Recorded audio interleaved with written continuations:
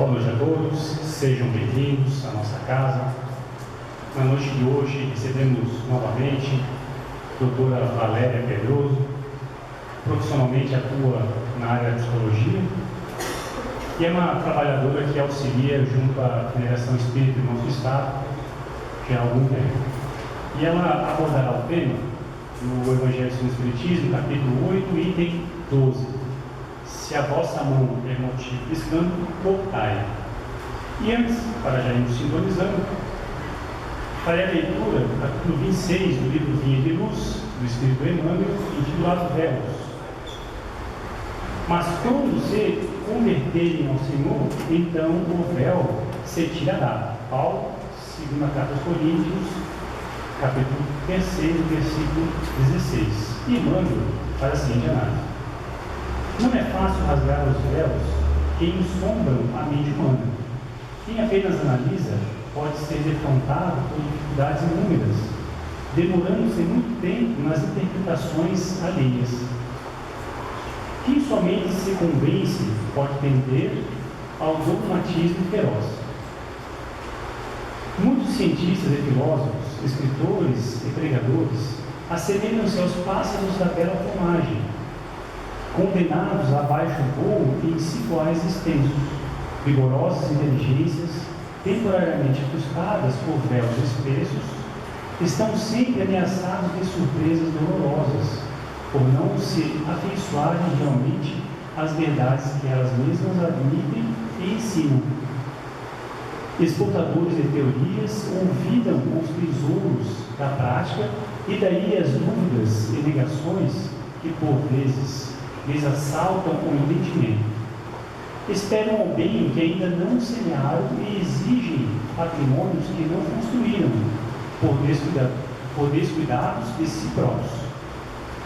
Conseguem teorizar valorosamente, aconselhar com êxito, mas nos grandes momentos da vida sentem-se perplexos, confundidos, desalentados. É que lhes falta a verdadeira transformação para o bem com o Cristo, e para que sintam efetivamente a vida eterna com o Senhor, é indispensável se convertam ao serviço da redenção. Somente quando chegam a semelhante cume espiritual é que se libertam dos véus pesados que lhes obscurecem o coração e o entendimento, atingindo as esferas superiores em voos sublimes para a divindade. Vamos à prece inicial.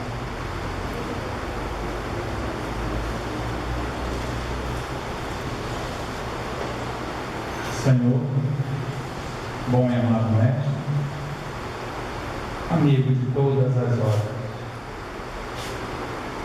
agradecemos mais uma vez por essa oportunidade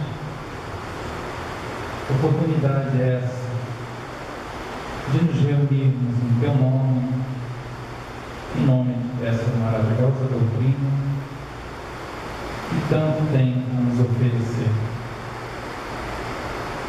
Agradecemos por essa oportunidade de estarmos reencarnados, vivendo nessa escola chamada Planeta Terra. Envolva-nos, Senhor, possamos, através de nossos esforços, manter-nos conectados ao alto, aos bons espíritos, aos bons costumes, vivenciando o Evangelho que derramaste aqui na Terra.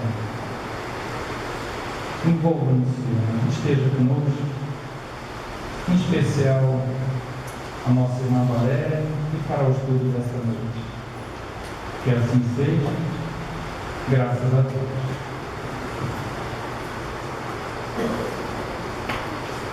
Fala, Senhor.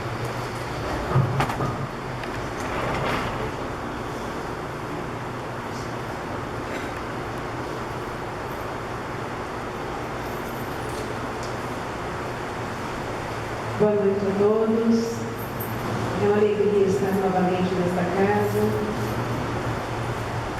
Vamos conversar sobre o convite de Jesus, mais uma vez, o convite amoroso de Jesus que é o mestre por excelência deste planeta abençoado de oportunidade chamado Terra, que é o planeta escola. E o nosso mestre Jesus, bondoso, misericordioso, nesta lição da noite de hoje, que vamos fazer reflexão, às vezes nos assusta, né? No primeiro momento, na primeira leitura, porque ele fala para cortarmos as mãos, ou arrancarmos os olhos, ou arrancarmos os pés. Ou seja, tudo aquilo que seja motivo de escândalo. É claro que quando vamos analisar a doutrina de Jesus, né, as mensagens, a sua exemplificação, nós não podemos interpretar, entender essa lição de forma literal. Porque jamais Jesus imporia a nenhum de nós a mutilação, tendo em vista que esse corpo é sagrado, né? É o corpo que Deus nos promove para o nosso processo evolutivo aqui neste planeta, a nossa roupagem. Assim como o astronauta, quando vai à Lua, ele tem uma roupagem especial para ter condições de transitar na Lua. Ou quando alguém vai fazer mergulho, ele precisa de uma roupagem especial para fazer o mergulho e manter a sua sobrevivência. Então, nós precisamos raciocinar em relação a essa lição. Está em Mateus, capítulo 5, versículo 29 e 30, no capítulo 18, versículos 6 a 11. Quando Jesus fala de escândalos, nós pensamos imediatamente nos escândalos políticos, nos atos terroristas, não é verdade? Nós pensamos em algo macro, em algo escandaloso, verdadeiramente escandaloso, que chama a atenção, que ecoa, que tem repercussão, não é assim? Mas Jesus, nesta lição, ele nos chama a atenção também, e especialmente, para os escândalos pessoais. Sim, porque os escândalos sociais, eles são reflexos dos escândalos pessoais. Os escândalos íntimos, que muitas vezes não compartilhamos, não divulgamos, né, para manter a nossa imagem. Né? Mas estes escândalos, eles se refletem no social. Né? Tudo que vemos, essa conturbação social, né, esse desequilíbrio social é fruto do pessoal, de cada um de nós.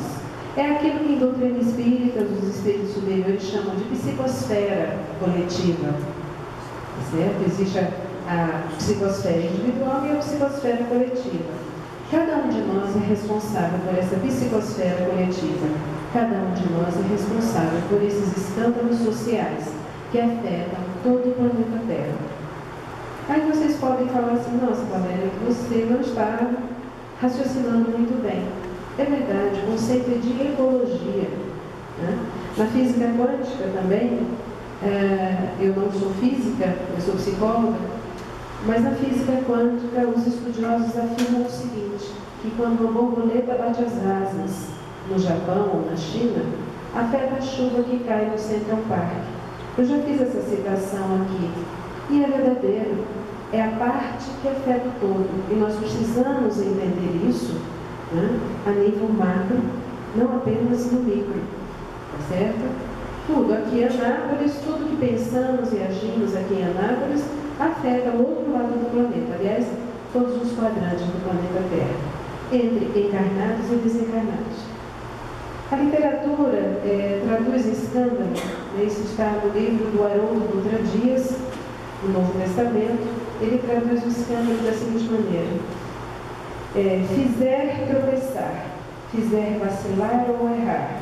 Ou seja, fazer alguém cometer erro, tropeçar, ofender, chocar.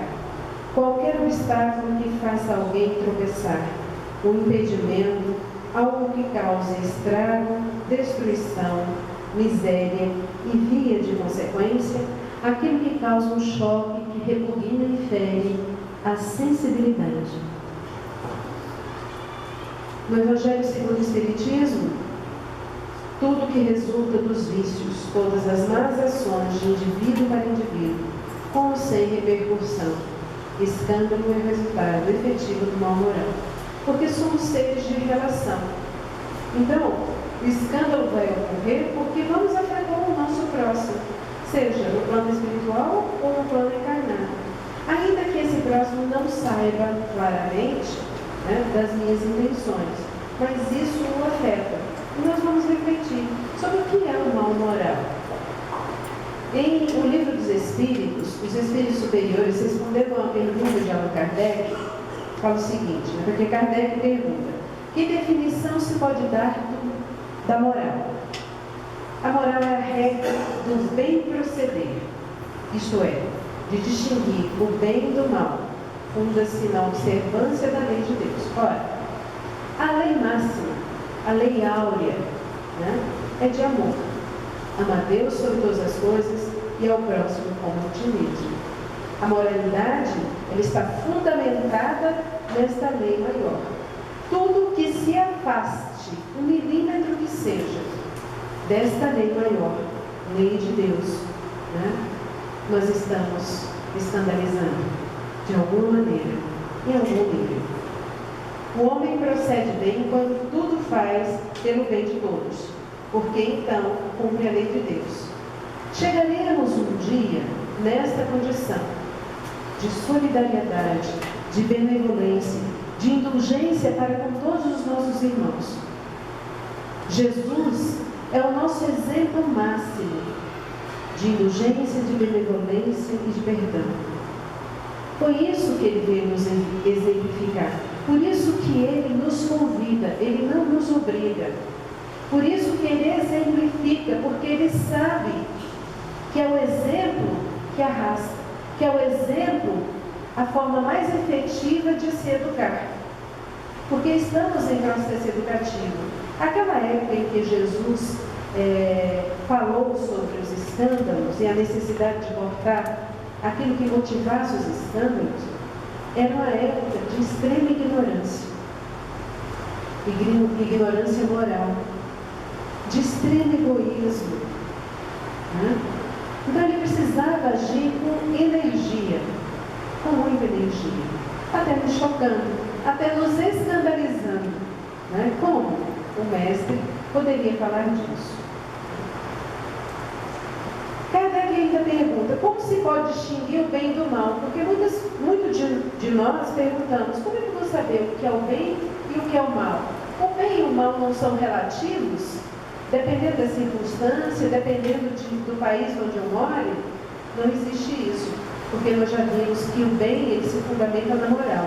E a moral se fundamenta, e ela é alicerçada na lei maior, que é a lei de Deus, lei de amor.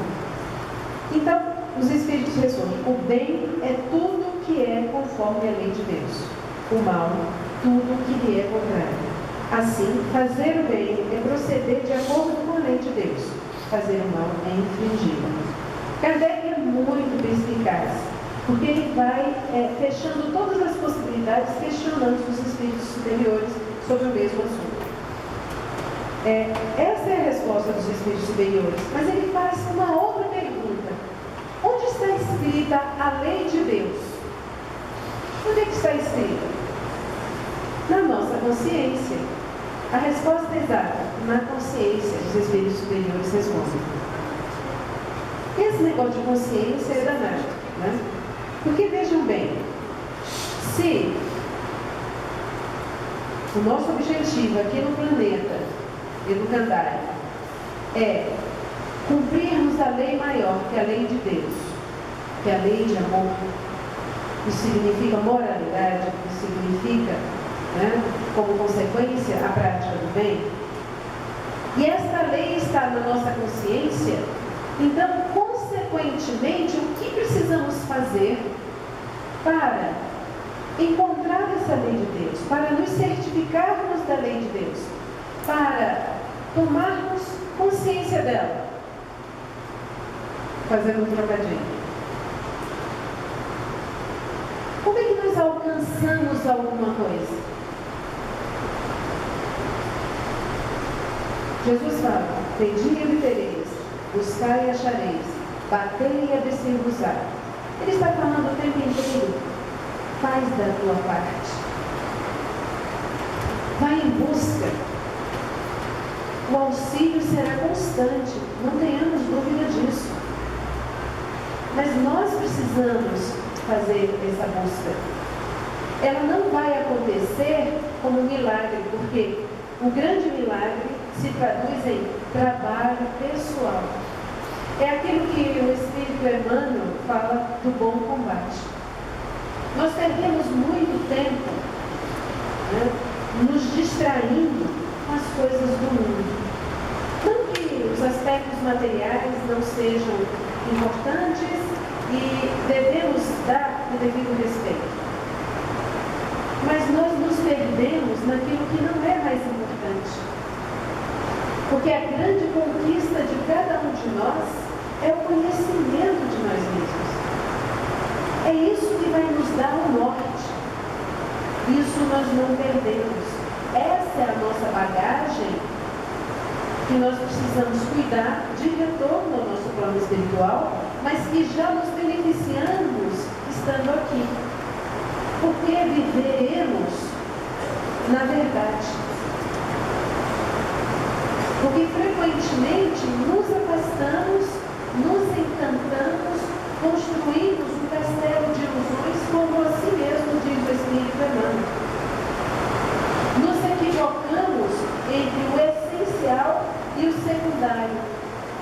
O que de fato realmente eu preciso para ser verdadeiramente feliz? Eu não estou falando de conforto material. Eu não estou falando daquilo que o dinheiro, né, que é importante ressaltar, merece ser respeitado no seu uso e bom uso. E esse bom uso está relacionado ao bem, está relacionado à moral, está relacionado à lei maior. E não para o desperdício. Então, quando Joana de Ângeles fala em autoiluminação, o espírito Joana de Ângeles, reforma íntima, que dentro do movimento espírita se fala muito, e é este o convite de Jesus para a nossa reforma íntima, se dá através do trabalho árduo, desenvolvendo, ampliando a nossa consciência. Porque aí eu sei para onde eu vou, eu sei o que buscar, de que maneira fazer. Caso contrário, eu fico assim, imitando, né? Repetindo o que os outros fazem, sem muita certeza de onde eu estou indo. E entro numa confusão danada, porque nós lemos o Evangelho, ouvimos as palestras, né? Lemos o Novo Testamento e até mesmo o Antigo Testamento, e em todas as lições está, né? Vence, trabalha por vencer o orgulho, o egoísmo, chagas da humanidade. É isso que impede a nossa real felicidade. Mas entramos em conflito por quê? Porque eu já sei um pouco daquilo que eu preciso fazer, mas intimamente o meu desejo é outro. E é isso que essa lição nos conduz. Para essa reflexão. Jesus fala: é preciso que haja escândalo no mundo. Mas não é contraditório? Se ele diz que aquilo que for motivo de escândalo seja cortado, retirado, como é que Jesus pode nos dizer que é preciso que haja escândalo no mundo? Pensemos em termos da saúde física. Quando há algum tipo de desorganização em qualquer sistema do nosso corpo, respiratório, muscular, digestório, qualquer um, o que vai acontecer? Essa patologia, essa desorganização, ela vai se exteriorizar. Vai se manifestar através da dor e de outros sintomas, dependendo do que, a febre, um processo infeccioso qualquer. Não é assim? E qual o objetivo disso? Para sinalizar a nós que algo está errado. Que algo carece da nossa atenção. Quando os escândalos acontecem promovidos por nós mesmos, né? Por que é importante?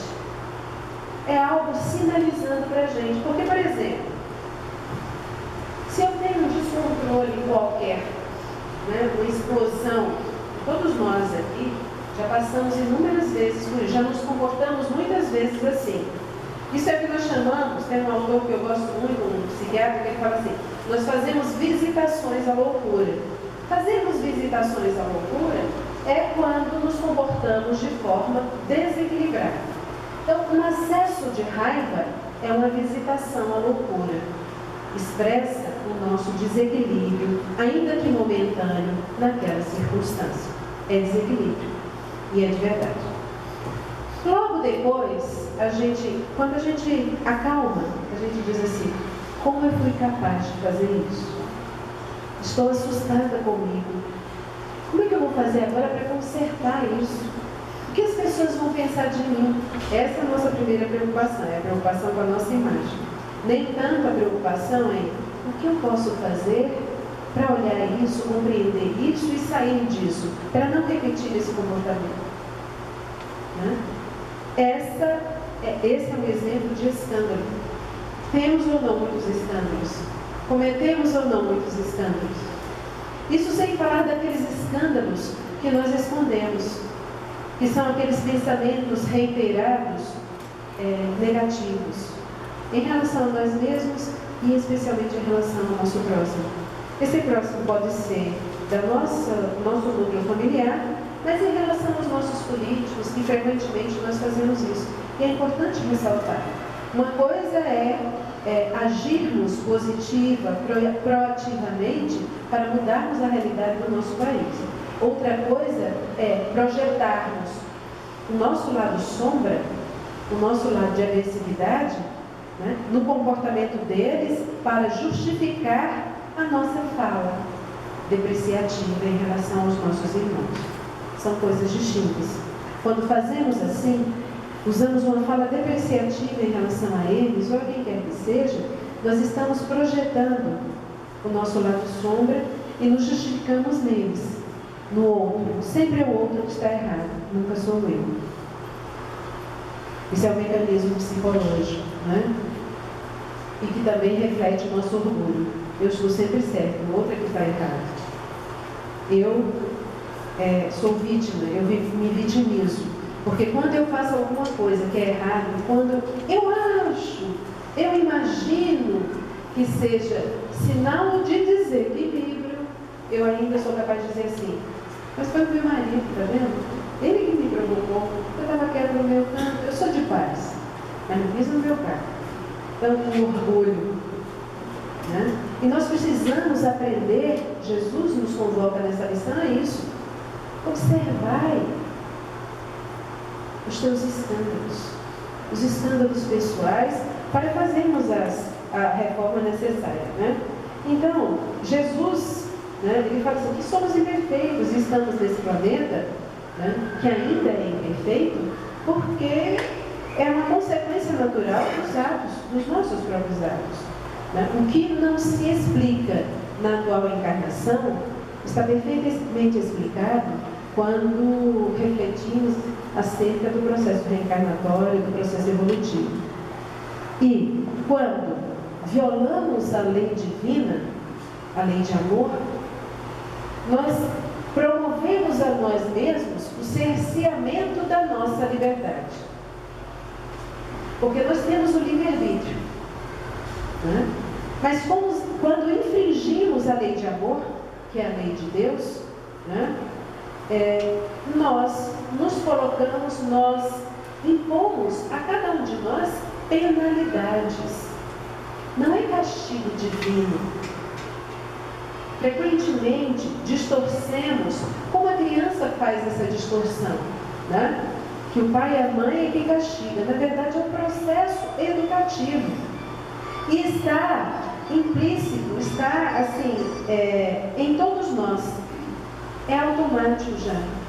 Se eu comprometo a lei de amor, através do meu comportamento, automaticamente eu estou me impondo sanções. Eu estou me impondo a limitação da minha liberdade. Seja agora, que vai acontecer. Os reflexos são imediatos, a médio e longo prazo. A longo prazo, pela misericórdia divina, né? É o processo reencarnatório, onde temos que responder por aquilo que fizemos no passado. Não como castigo, novamente, mas como bela oportunidade de refazermos o caminho. Bela oportunidade de empreendermos o processo de autoconhecimento. Porque o que quer que tenhamos feito no passado está presente no aqui e agora. Todas as dificuldades pelas quais passamos está dizendo o que deixamos de fazer no passado, o que infligimos no passado. Então se apresenta para que eu possa experimentar bem o que quer que seja que eu tenha feito no passado. Isso que eu estou passando, o que eu estou sentindo é realmente doloroso. E eu não quero isso para o meu próximo. Eu não quero isso mais para mim. Eu não quero mais fazer isso. E orar e pedir a Deus as forças, né, morais de que precisamos para seguir em frente.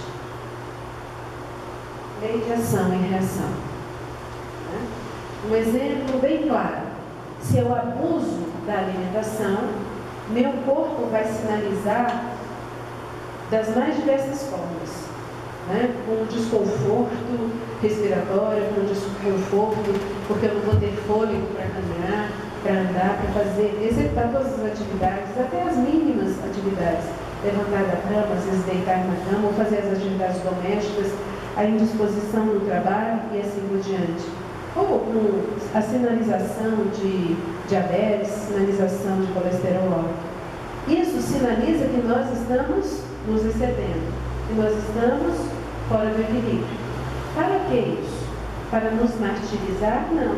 Para dizer assim, olha Valéria, você está com excesso de peso, observa como você tem cuidado do seu corpo em termos alimentares, em termos de uma atividade física regular, em termos especialmente mental. Então isso é muito importante. Olha a benevolência de Deus para conosco. É necessário que o escândalo venha, como Jesus já falou, né? E nós nos punimos a nós mesmos. Né? Na parábola do filho pródigo, o Haroldo Dutra Dias, que é um grande estudioso, né? É um tradutor bíblico, vocês já devem ter conhecimento dele. Quem não tiver, acesse Google, Haroldo Dutra Dias, palestras. Vocês terão acesso a inúmeras palestras desse grande estudioso e divulgador do Evangelho de Jesus. Quando ele fala da parábola do filho pródigo, ele fala assim, a parábola também dos 2 filhos perdidos.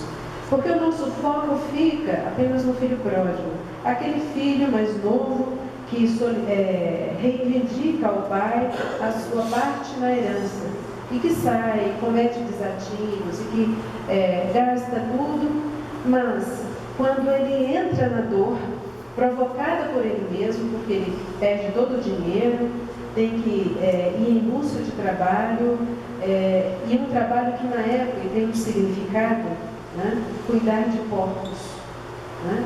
Era considerado algo imundo. E ele não recebia alimentação por isso, né? Chegando a desejar se alimentar daquilo que os porcos comiam. E quando ele se coloca nessa condição, é quando ele começa o seu despertamento. O que eu fiz? Comigo. Até que ele decide voltar. E quando ele decide voltar, o pai já está com os braços abertos, esperando por ele. Porque isso aconteceria. Vejam a parábola do filho pródigo com Haroldo Dutra Dias, que essa reflexão é fantástica. O mal não é necessário. Algumas pessoas perguntam, então, o mal vai ser necessário para que possamos despertar. para que possamos acordar desta forma como agimos conosco mesmo, através da relação com os nossos irmãos. Os Espíritos falam no Evangelho segundo o Espiritismo: o mal não é necessário e não durará para sempre. Né? E a misericórdia divina utiliza o mal que ainda praticamos, não importa em que nível for, né, para o auxílio daqueles que estão à nossa volta e auxílio de nós mesmos. Porque nós não estamos aqui neste ambiente ao acaso. Nós não estamos no nosso meio familiar, né, na nossa família nuclear, na nossa família de origem, ao acaso. Nós não estamos no trabalho em que estamos, na profissão em que estamos, ao acaso. Estamos onde precisamos estar e com quem precisamos estar. E estamos por afinidade e para aprendizado. Então, o mal que eu possa fazer ao meu esposo, ainda que inconscientemente ou conscientemente, porque eu estou com raiva dele e eu estou querendo que ele se dane, por exemplo, né? Isso de alguma maneira vai ajudar, se ele souber aproveitar. Mas se ele não souber aproveitar, ele vai entrar num padrão mental negativo e aí vai se estabelecer uma briga, uma desordem ainda maior, porque nós conseguimos piorar as coisas quando queremos. Né? Nesse processo educativo, né, que ele é individual e coletivo, quando eu melhoro aqui, eu contribuo para a melhora do meu lar, para todas as pessoas da minha família, a minha vizinhança, o meu estado, todo o planeta.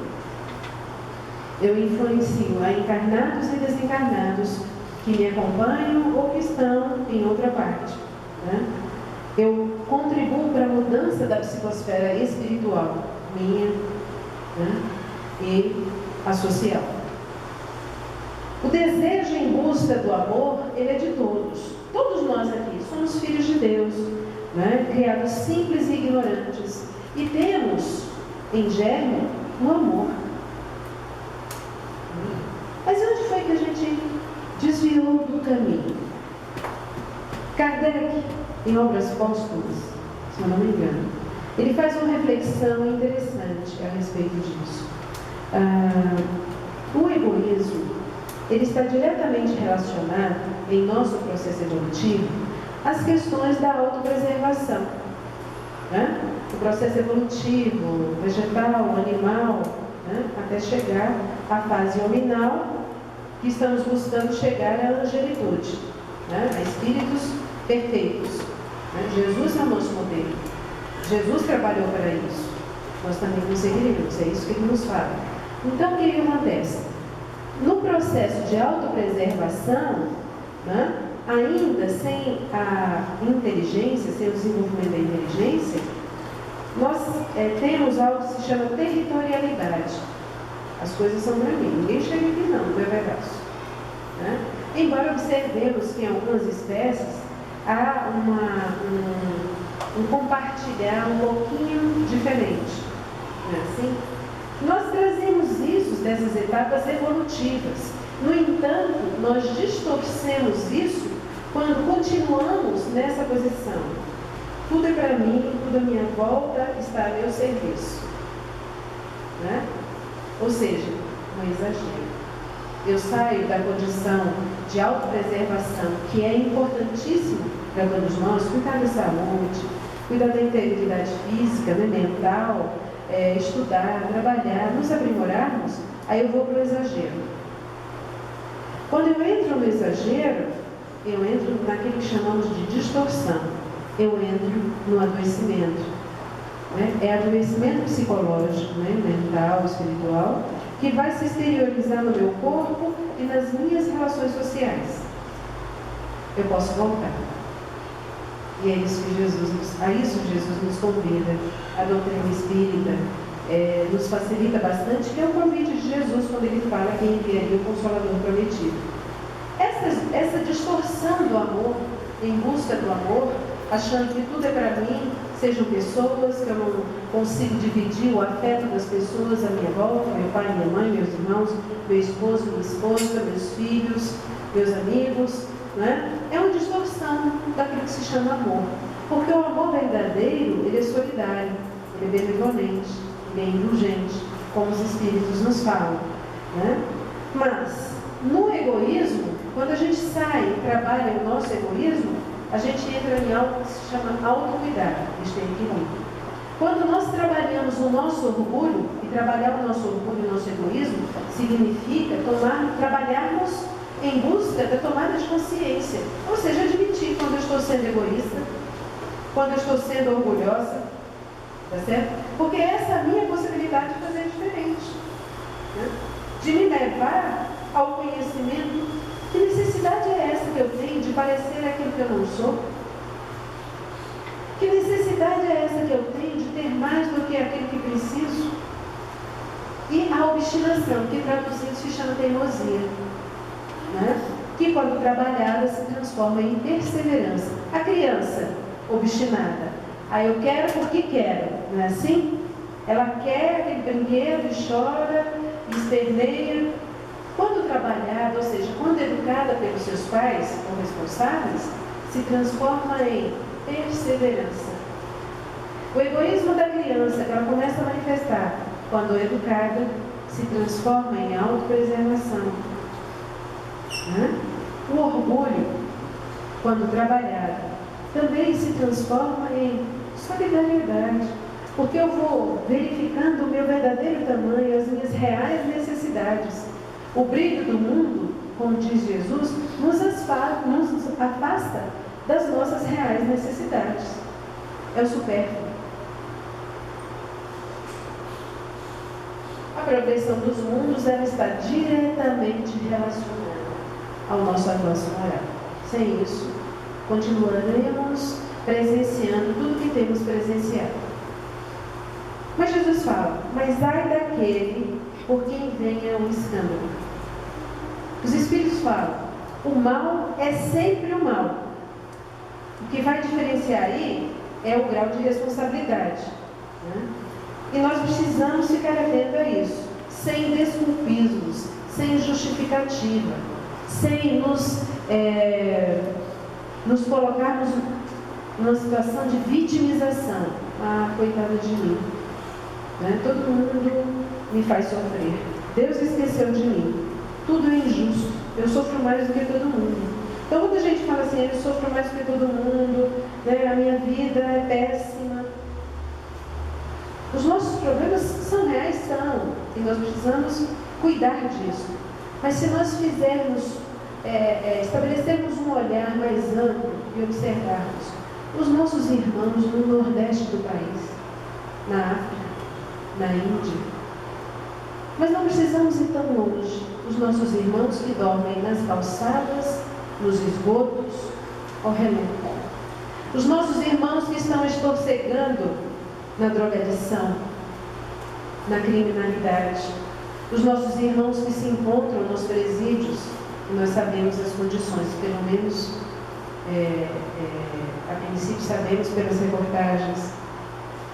São condições de vida de extrema dor, né? De autodepreciação, escolhas. Mas olharmos para essa situação faz com que nós possamos colocar a nossa dor no devido tamanho, nem mais nem menos. Jesus nos fala, se a vossa mão é causa de escândalo, cortai-a. Os Espíritos falam, arrancar do coração todo sentimento impuro e toda tendência viciosa. Isso é processual. Não adianta fazer de conta, né? Porque esses impulsos, essas tendências para a prática do mal, que ainda temos, todos nós aqui temos, todos os seres humanos têm ainda, e é por isso que estamos aqui neste planeta, e Jesus sabe disso, se nós admitirmos, quando eu fui grosseira, quando eu desejei o mal para quem quer que seja, os pensamentos mais vis, que nós não revelamos mais, né? Antigamente a gente fazia essa revelação. Eu estou preocupada com o horário. Tudo bem? O mal, está na questão 636 do Livro dos Espíritos, depende, sobretudo, da vontade que se tenha de fazê-lo. Vou fazer um exercício com vocês, quem quiser, rapidinho. esse exercício para promover a consciência.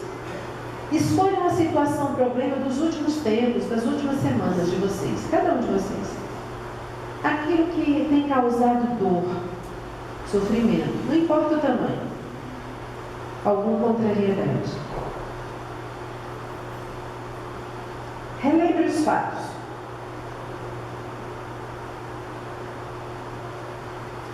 Como você se sente em relação a outra pessoa?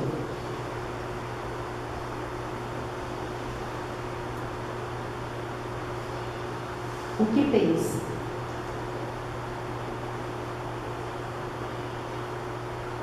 E honestamente, o que deseja fazer? Ou que aconteça como solução do problema? Sinceramente,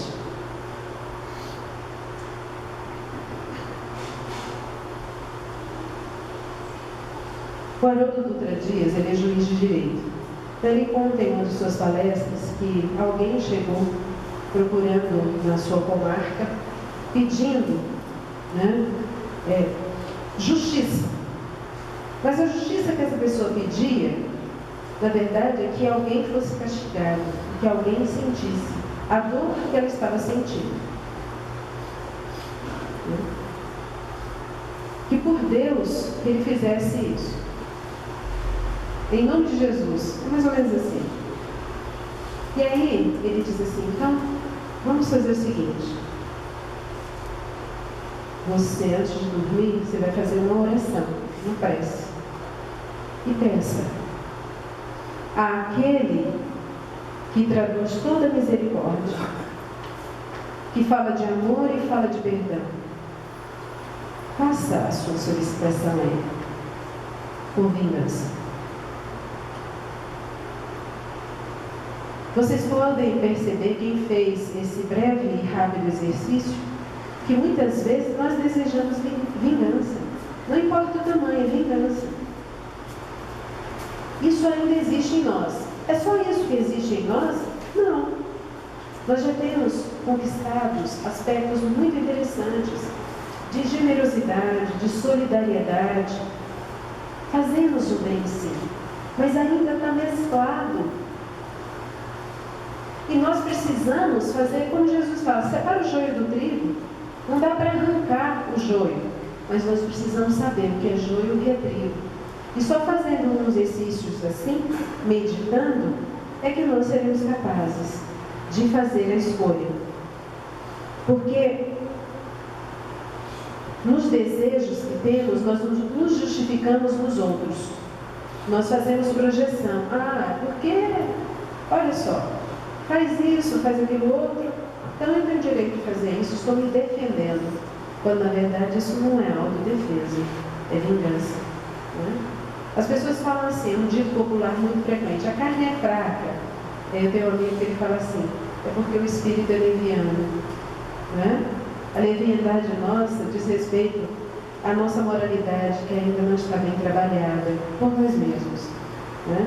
E os espíritos, eles nos falam, a virtude em resistir voluntariamente ao mal que se sente desejo de praticar. Ao conflito, ok. Eu sinto vontade disso, mas eu não vou fazer. E o que determina isso é a minha vontade de crescimento, de aprimoramento. Porque o desejo é livre. Eu desejo muitas coisas. Paulo de Tarso, ele fala, tudo me é lícito, mas nem tudo me convém. Está falando sobre as nossas escolhas. Nós precisamos ter cuidado. Emmanuel fala que a vontade é a gerência esclarecida e vigilante, governando todos os setores da ação mental. Quando Jesus fala, cortai a mão, arrancai os olhos, arrancai os pés, ele não está falando do físico, não. Ele está falando assim, do mental, porque Emmanuel, o Espírito Emmanuel, ele fala assim, entre o pensamento e a ação, há uma distância muito grande. Eu tenho condições de analisar. Mas quando eu me deixo ao sabor dos meus desejos, eles podem ser positivos e negativos. Quando positivo, ok. Quando negativo, aí eu entro no cerceamento da minha liberdade. Lei de ação e reação. Emmanuel ainda fala: só a vontade é suficientemente forte para sustentar a harmonia do espírito. Pode impor o jugo da disciplina sobre os elementos que administra, de modo a mantê-los coesos na corrente do bem. Então, eu preciso mudar. Todos nós precisamos mudar. Jesus nos fala disso e nós hoje sabemos disso. Mas eu quero. Qual é o tamanho do meu querer? Eu sei que eu preciso muitas coisas, mas o que de fato eu quero? Porque só quando eu decido isso é que eu sigo em frente. Então nós vamos planejar as mudanças de hábito mental, físico, social, espiritual, para que o Evangelho de Jesus seja incorporado nas nossas relações sociais. Então a mensagem é esta. É claro que isso aqui é uma breve reflexão. Leia o Evangelho, reflitam a cada parágrafo. Nós podemos ampliar isso muitas vezes. Certo? E lembremos sempre, porque isso é para mim também, que Jesus está conosco o tempo inteiro. Nos momentos mais difíceis, nos momentos alegres. Estamos sempre acompanhados por Ele. Mas nós precisamos querer estender a mão. O Espírito Emmanuel teve um contato com Jesus, quando Jesus esteve aqui à Terra encarnado. Né? Mas virou as costas. Mas o exemplo de Emmanuel, em toda a sua trajetória, nós podemos acompanhar isso no livro Há 2000 anos, 50 anos depois e muitos outros. E no livro que o Thomas leu, a mensagem, a reflexão da noite de hoje, é Emmanuel. Está falando de evolução espiritual, mas isso só se deu e só se dá através da decisão firme da vontade. Estejamos com Jesus.